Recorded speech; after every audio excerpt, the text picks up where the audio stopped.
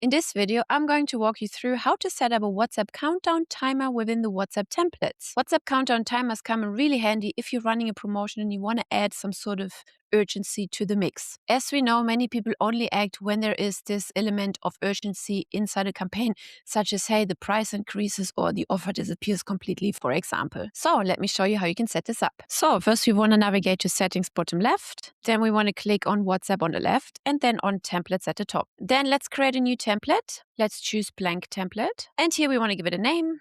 We leave it as utility. We choose our language. We don't need a header right now. We add a body text, and then down here we click add button and then click countdown timer. Scrolling further down, you can see the type has been selected, so the countdown timer. The button text has been placed automatically. Claim your offer now. If you don't like it, you can of course go in and change it. And then down here we click the drop down menu and we can select a dynamic countdown timer, or we can create a new countdown timer. So let's create a new one. And then a new window will pop up with different templates that you can see here on the left of timers you can choose. So these are the same timers that you can add into your funnels and websites, okay? So let's say you're driving traffic from your WhatsApp messages to a landing page, then this particular timer that we're creating now or that we're selecting has to be the same timer that goes onto that landing page. So it corresponds with the button inside this WhatsApp template. So let's choose the first one. Let's scroll down, hit continue with this template. And then here you have different timer types. We have fixed, recurring, as well as dynamic.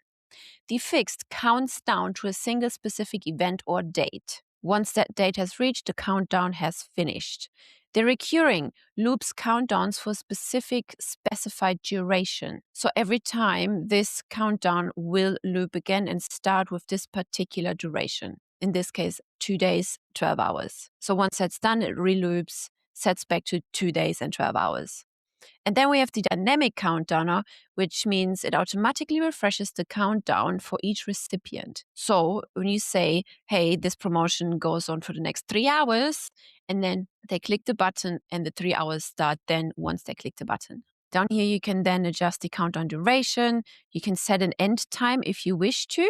Okay, and then down here, you select the timer starts when the WhatsApp message is sent or the WhatsApp message is delivered. Those two options, okay? You see more options here because you can add the same countdown timers into the emails as well, but right now we're focusing on WhatsApp. So then here you have also the example what it means, what you've just selected. So we have selected the dynamic when the WhatsApp message is sent. Meaning, so for customer A, if the WhatsApp message was sent at Friday, 2nd February, 11 p.m., the timer is to set to end 11:15 a.m. on Monday, 5th of February, because that's 2 days and 12 hours and 15 minutes and 45 seconds later. For customer B, if the WhatsApp message was sent on November 13, 11 a.m., the timer will end at 11:15 p.m. on Friday, 15th of November. Now we can also choose WhatsApp message is delivered, then this will change.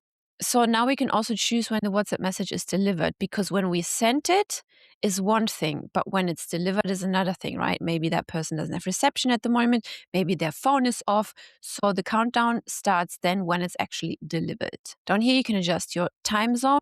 And then down here, you can add a link where the active timer leads to. For example, hey, get this offer now, get 10% off or something.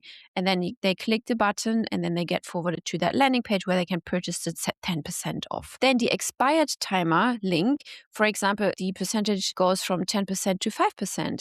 Okay, once the 2 days and 12 hours are gone, the timer leads to this page where it's only 5% instead of 10%. So let's add 2 links here. Then we click save, or we can also actually rename it. Let's call it Ramadan offer, hit save again. Let's close that. And then here you can see the timer has been selected, our Ramadan offer dynamic timer. Once you're done and satisfied, simply hit click create. So now within workflows, you can also branch the workflows based on the countdown timer. So let's say, for example, the trigger is contact created. The trigger can be anything, right? But then you want to add a wait step. And here we've selected the trigger link as the action. So you add wait step. You would just click plus, type in wait, select the wait step. Okay. Then you can rename the action name here from wait to wait for countdown timer button, click or timeout, for example. And then we want to add, what are we waiting for? We are waiting for the trigger link, okay?